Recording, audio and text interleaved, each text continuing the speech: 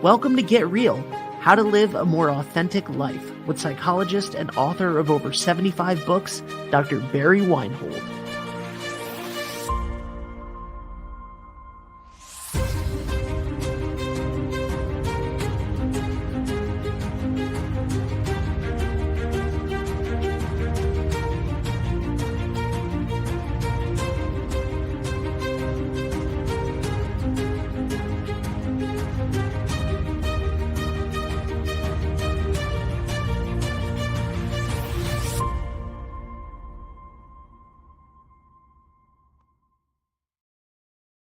Hello, everybody. Welcome back to Get Real, How to Live a More Authentic Life with Dr. Barry Weinhold. My name is Ben. I'm the producer of the show. Dr. Weinhold, how are you today? I'm doing great. I'm feeling very grateful, and life is good. Good. I'm glad. I like your shirt. This is becoming a theme. What does your shirt say today? I got to stand up so everyone can see it. At my age, I've seen everything, done everything, heard everything. I just can't remember everything. Yeah, right. Very nice. It's authentic too. I mean, I have to be honest. I have times when I'm sitting at my computer and I think, oh, I want to get something in the kitchen. By the time I've reached the kitchen, I can't remember what it was I came for, and I have to sometimes go back and start over, and then I remember. So I don't know if that happens to the rest of anyone else, but it happens to me. It happens to me, and I'm 34. So yeah, I don't. Well, it happens to. I think it happens to people with creative minds. I have my friend just got me a journal, and it says the creative ramblings of a restless mind. Yeah, that's a good term for it. Creative ramblings. I engage in creative ramblings. I actually. I'm a lifetime meditator. I've been meditating for well over 40 years, maybe 50 years now. And so I really need that in order to stay sharp.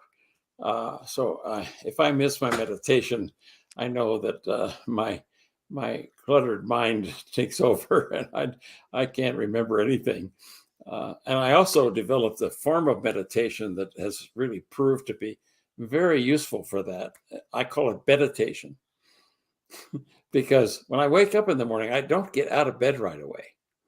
I mean, I don't jump off and jump out of bed, hit the floor and run. And I stay in bed in that kind of semi-awake, semi-asleep state. And amazingly, a lot of very creative ideas come to me. Maybe my mind is uncluttered enough of other things, the mundane, that the deeper and the more profound thoughts come to me. And then I might jump up and go to my computer and write them down before I forget them. At my age, I have to write it down pretty quickly or I'll forget it. I like it. It's also a good excuse to stay in bed longer, so I'll use it. Yeah, I fortunately I don't have a 9-to-5 job, and I don't have to jump up and eat breakfast and drive somewhere to some workplace. My workplace is right here, and so I work at home. My office is in my home, and I've had that for many years. And I really enjoy the fact that I can make a smoother transition both from home to work and also from work back to home. Yeah, absolutely. Absolutely. So in today's episode, we are talking about what causes people to develop a false self instead of an authentic self. So Dr. Weinhold, I ask you, what causes people to develop a false self instead of an authentic self? Well, that's a long story, and I'll try to make it as short and succinct as possible. But it starts with the fact that as human beings, when we're born, we have two basic needs that have to be met. And these are truly our basic needs. And the first one is the need for bonding and attachment. We need to bond to a mother or some other human being. And actually, if we don't do that, we don't survive. I mean, there were studies in the 40s and 50s where they had, at that time, infants in kind of orphanages, and the nursing staff would prop their bottles up and hardly ever touch them. And some of these infants died because they didn't have human touch and human connection. And that Rene Spitz did some of the original research on that. He called it marasmus, the failure to bond and failure to attach. And so one of the two basic needs is absolutely essential for survival. We have to have some kind of bonding with another human beings. Now, that's a tricky process. First of all, most mothers or fathers are not prepared for the rigors of 24/7 parenting and bonding, because that's what it is at the beginning. It requires a tremendous amount of commitment of time and energy to a totally helpless human being. I mean, I watched a mother deer give birth to twins, and within minutes, the two twins were up, standing, and walking. Within minutes. And within an hour, they were walking around, and mother was leading them off to some other location because she knows that the twins are not have no sense. So she had to hide them someplace, and then she had to be another place so that she wouldn't draw any predators to her two newborns, and they knew that instinctively. So anyway, in terms of humans and infants, the research isn't that promising, unfortunately. And there's a lot of reasons for this, but only about half of the infants in our country leave infancy with a secure bonding and attachment. And the other half have what is called an insecure bonding. We wouldn't have made it this far without some bonding, but the real important need that has to be met is for a secure bonding. It's the basis for building trust. If we didn't get that, we tend to not have a very good sense of trusting other people and even trusting ourselves. And so when I work with people, I work with both clients and professionals. I ask clients, what's your bonding attachment style? And they don't know. And I ask professionals that question. They don't know either. But there are 3 insecure attachment styles, and I found ways to help clients identify and measure whether they're one of these 3. In fact, I might share that at some point with our audience. The self-inventory, self-quizzes I use to help people if they don't think they got a secure bonding and attachment, and the 3 are an avoidant kind of style. And these are people who are the loners in life, and they don't connect to very many people. And they live a very kind of life of quiet desperation. They don't know how to connect with other people very effectively. It's really sad. And the second one is people who have an anxious, ambivalent style. They want to get close and bond, but then they get scared and then they pull away. So it's a back and forth. It's a dance that they go through in relationships as adults, particularly. And then the third one, which is now becoming, in my research, more prominent than the other 2, and that's called disorganized attachment. And I'll talk a little bit more about that in a minute. But those are the 3. And disorganized is now it's been found in the research that about 90% of people who go for therapy have a disorganized attachment style. And interestingly, about 90% of the therapists who are treating these people also have a disorganized attachment style, because the main element of it is a focus on other people and the needs of other people rather than our own needs. And of course, that's also fits in with the false self, and it fits in with the whole idea of people pleasing. They get good at that growing up. And so naturally, they would be attracted to the helping professions. So not only therapy, but nurses, other medical people, other body workers often have a disorganized attachment style, and they don't even know it. Yeah. So it can be the blind leading the blind. And so I make all the professionals that go to my seminar to identify their attachment style. That's required for graduation, so to speak, from the seminars. So the second one, that's all about the first of the two. The second one is the need for an authentic self. Absolutely built into us, wired into us at birth. And we start to exercise that development of the self during what is called the toddler stage, from about 9 months to about 3. And depending on how parents treat that toddler, that self will develop or it won't. And my research suggests that by about age 3, only about 5% of toddlers have built the foundation for an authentic self. So there's something wrong there.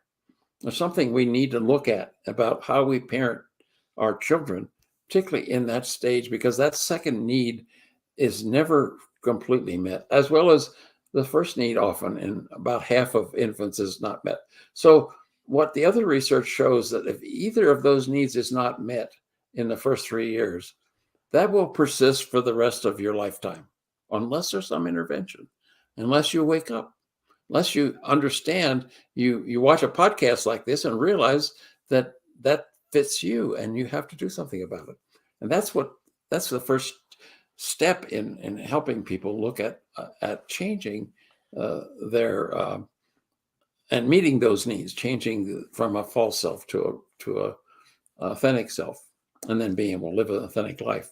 So I'd like to just go through a little bit about how that process happens for people. And Sure. I have a little chart that I use often to do this, and it talks about trauma and during the bonding and the separation stage. But what I'm going to show here is that in order to be bonded and fully bonded and attached to a mother, you have every day this circle that has to be completed. There's a sense of equilibrium. The child is asleep, and they wake up and they start to express their needs. Usually needs for, they're hungry, they're lonely, they're wet, whatever. And so the only way that infants can do that is by crying. Now, a good mother knows the difference between a hungry cry and a lonely cry and a wet cry. But if you're not tuning into that, you just think the infant is crying. And so if that need is then met, then at the bottom of the circle, the nurturing, protecting parent meets that need. And then the child relaxes and goes back into equilibrium again. This happens over and over and over every day of the first at least 9 months of a child's life, maybe longer. And so if for some reason that circle is interrupted, parents get distracted, parents get sick, parents are busy, parents have other siblings to care for, so they may not always be able to be there when the need is expressed. And so usually what happens if the child starts to feel the need and nobody comes to take care of it, they then will express themselves louder. They'll cry more and louder. And the worst thing you can absolutely do to a child is have them cry themselves to sleep, because that means that nobody came to meet that need, and it's like death. And they fall into what is called the black hole. And they become, I have some videos of children who suddenly are having a sort of a nonverbal dialogue with their mother, smiling and gesturing, and then the mother in the experiment, it's called the cold mother experiment, is told to simply present a cold face to the child. And then you watch what happens to the child. Within seconds, the child, first of all, is very confused about that. And to try to gain some kind of equilibrium, they start looking at their hands to try to calm themselves down. And when that doesn't work, they really go psychotic. Right there within minutes, they totally lose their composure. They become totally dysregulated emotionally. And it's like falling into the black hole. And so actually that research was done in the 70s. They can't do it now. It's probably unethical research now. But it showed how quickly children can lose their composure, and because we're wired to know that if we don't get that bonding, we don't survive. And so gradually, if enough of that happens, we do escape that first 9 months with some bonding, and thank goodness, or we wouldn't have survived that far. But then we get to toddlerhood. Oh, and also in that process, we also develop oral or called downer or codependent addictions, thumb sucking. We use food, smoking, masturbating, drinking, and any downer drugs such as marijuana or alcohol are substitutes for what we didn't get during that period. So we still are needing some kind of sense of bonding. And when we didn't get it, in order to avoid falling into the black hole, we use these addictions to comfort ourselves and keep us from totally getting internally dysregulated. And so this then, again, the research shows that whatever pattern was set during that first 9 months persists for the rest of your life unless it's changed. So now let's look at the period during what I call the separation stage or the toddler stage. And at times in a toddler stage, the toddler, and they often call it the terrible twos, expresses a lot of intense anger. And often it's because they have some confusing feelings inside, because as the toddler gradually starts to explore his or her environment, they are able to crawl and walk and then have a wider range of space to explore. And the big task for the toddler is to understand everything in their environment, how it works, and how they relate to that. And so frequently they'll be sticking things in their mouth because that's a holdover from the oral stage, when they tried to figure out things through taste, which was their major sensory organ during the early infant stage. So anyway, depending on how parents treat the child during this time, and Alice Miller said it best in one phrase. She said, "Children who are raised with respect during this time will learn to respect others." And if you don't get respect, now how does respect come? Well, interestingly, one of the most important things to do is to reduce the number of times you have to say no to a child during the toddler stage. And that's a trick. I mean, I've met with parents, and the first thing I say is, kid-proof your house. Move everything up that you don't want them to touch, so you don't have to say, don't touch that. And then provide other safety measures. I remember one couple we worked with had a 2-year-old who loved to climb up on the sofa and jump off the end of the sofa onto the floor, which could hurt this child. So what they did, instead of saying, don't do that, they put pillows there. So the child jumps on the pillows, doesn't hurt himself. Nobody's saying no. What happens, unfortunately, is the children hear the word no too many times. They have to hear the word yes twice as many times as they heard the word no in order to make it through this stage of toddlerhood with some kind of its authentic self. And the research out of UCLA says that by the time a 2-year-old, someone reaches the age of 2, they've heard the word no 200,000 times. I mean, that's amazing to think about. But so they needed to hear yes or some form of yes 400,000 times in order to have a healthy development during this toddler stage. And then the other thing that's important is that the child is going to be authentic, and they're going to try out what it means to be authentic in this time. So it amounts to how the parents handle that. If the child is authentic and say, "You're poopy," or whatever they might say, at that point, being authentic, and how the parents handle that will largely determine whether the child realizes that they can be authentic and it's okay, or whether they got to do something to just please their parents and adopt a false self. So what happens is, typically, if if they don't get that kind of support, they do form this false self, and it's kind of a uncooked false self. It's like an egg with a raw egg, and it can be penetrated. And when it's penetrated, typically people at age 3 will go back and have a black hole experience.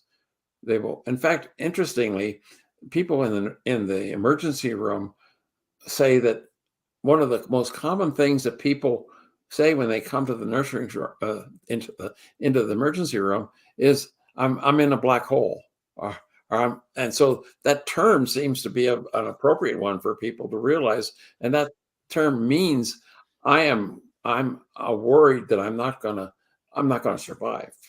It's almost a feeling of survival that comes in at that point. So what people do to try to avoid those feelings of intense feelings that they might not survive. Go back to that again a little bit. I want to finish up with it. The last thing is just to say that they use the upper kind of addictions, and this is exercise. Some of the upper drugs work any activity is usually designed to keep people from feeling these intense feelings they are feeling of not being treated with respect enough to maintain their authenticity.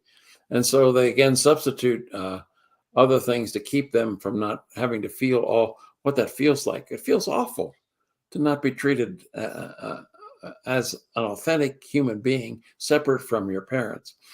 And so by the age of 3, my estimates are only about 5% of the toddlers have a foundation for an authentic self by that time.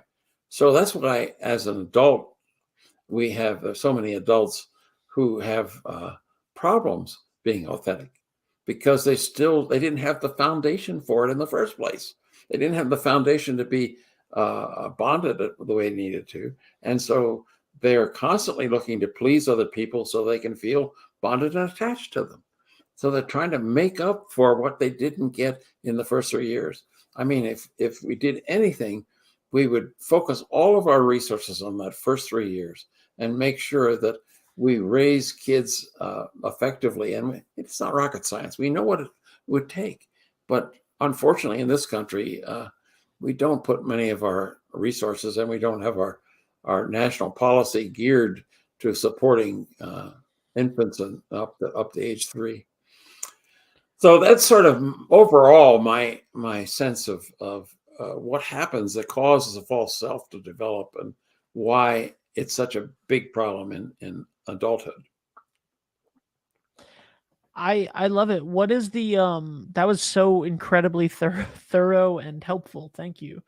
Can you give some examples of how you and your clients overcame the traumas and unfinished business of that they experienced in childhood? Well, I mean, I've had some dramatic examples of that. I had one client who his parents were one was a clergyman, and his wife was sort of the one who took care of the flock with him. And so they totally ignored their children. They hardly ever touched them. They hardly ever did anything. They were on their own from as early as 3 and 4 years old. And he grew up with an aversion to touch. He actually had the reverse of what he needed. He built this defense against it. And so if somebody touched him, he would scream in agony. It would hurt that much. And I thought, well, what am I going to do with this guy? and so I just sort of out of sort of somewhere, I said, well, how are you? Can your wife touch you? Yeah, I can sometimes let her do that. So I said, okay, here's what you got to do. You're going to have to be almost like an infant and curl up in your wife's lap like she's holding a baby, and just stay there as long as you possibly can, because his natural reaction would be to, after 2 minutes, want to get out of there. I mean, he can only handle a certain level of touch, even with his wife. But believe it or not, he stayed. He stayed through those resistances to run and to get away from someone touching him, to the point where he almost fell asleep in her arms. I mean, and that was just huge for him. I mean, and he's since then been gradually breaking down that barrier that he had to being touched, and so it took a radical kind of move. Like, I didn't know if it was going to be successful or not. I thought, well, we'll try it and see what happened. But it was hugely successful for him. And so sometimes an intervention like that can break the pattern. And I guess we got lucky on that one. It was the right time, the right activity, and it worked. But I mean, that's my biggest problem sometimes, is trying to find something that is appropriate. And honestly, sometimes I have no idea. And I just sometimes do a shot in the dark and say, why don't you try this? And we'll just see if it works. And often it does. I love it. Is there anything else that you would like to cover before we say goodbye today? This has been so great. You can get that PDF that we shared, that Dr. Weinhold broke down. You can get a full copy of that in the show notes. Anything else you'd like to say before we go? No, I think I've covered what I wanted to cover in this episode. It's a little long, and so I think I better not try to say any more. Well, thank you so much, Dr. Weinhold. Check out all of the information in the show notes. Check out circle.org. And thank you so much for watching or listening, and we'll talk to you soon. Good. See you.